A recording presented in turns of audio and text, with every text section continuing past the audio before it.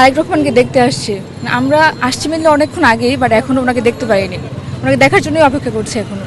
তিনি তো কিছুক্ষণ পূর্বে এভার কেয়ার হসপিটালে এসেছেন এবং এখানে যারা দেখার জন্য তাকে এসেছে তারা তো দেখেছে, আপনারা দেখতে পাননি না, এখনো দেখতে পাইনি, বাট ওয়েট করছি ওনাকে দেখার জন্য।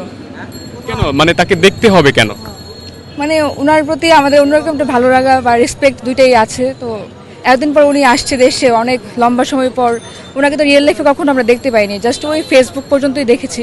তো ওনাকে দেখতে চাই, এই জন্যই আমরা আসছি। মানে আমরা তিনজনই একসাথে আসছি মেনলি ওনাকে দেখার জন্যই। তাকে নিয়ে কোনো ভাবনা আছে, কোনো চিন্তা হয়, বা তিনি সামনে কি করবেন? আপনারা তো একদমই ইয়াং, কোনো প্রত্যাশার জায়গা আছে?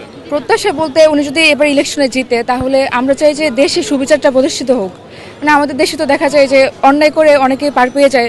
তারপর এই যে এত মানে খুন খারাপি হচ্ছে, অপরাধীরা হচ্ছে দেশ ছেড়ে পালায় যায়, পালায় যাওয়ার সুযোগ পাচ্ছে। এই সুযোগ যদি না পায়, দেশে যাতে সুবিচার প্রতিষ্ঠিত হয়, এটাই আমাদের মেন দাবি। আর মানুষের জীবনের নিরাপত্তা নিশ্চিত হোক, কারণ আমাদের দেশে ছেলে মেয়ে কারোই এখন নিরাপত্তা নাই। আমরা চাই যে আমরা জাস্ট হচ্ছে নিরাপত্তা চাই দেশের মধ্যে, এটাই হচ্ছে আমাদের মেন দাবি। আর তো শিক্ষা চিকিৎসা সবকিছু উন্নতি হোক, এটাই আমাদের মানে আশা প্রত্যাশা সবটাই।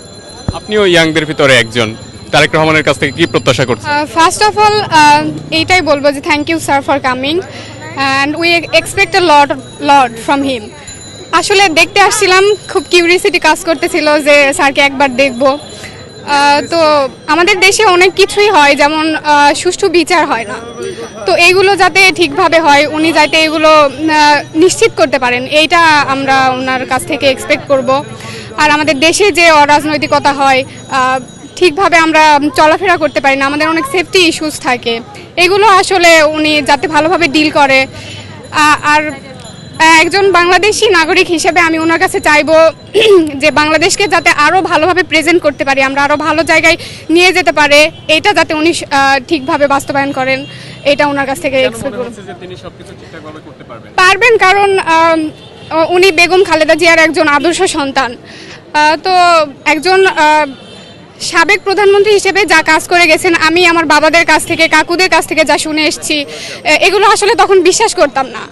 তারা বলতো, অনেক কিছুই বলতো, বাট তাদের কাছে শোনার পর থেকে মনে হতো যে তারা দেশকে অনেক ভালো জায়গায় নিয়ে গেছে, আরও করতে পারতো। বাট মাঝখানে দীর্ঘ 17 বছর যে একটা অনেক লম্বা একটা টাইম ছিল, ওনারা কিছুই করতে পারেননি বা দেশের বাইরে চলে যেতে হয়েছে। তো এতদিন দীর্ঘ 17 বছর পর আসার পর এইটাই এক্সপেক্ট করবো ওনার থেকে, যে যাতে যেই কাজগুলো ওনারা করতে পারেননি, যা করলে দেশের অনেক উন্নয়ন হতো, এগুলো যাতে তারা ভালোভাবে নিশ্চিত করে।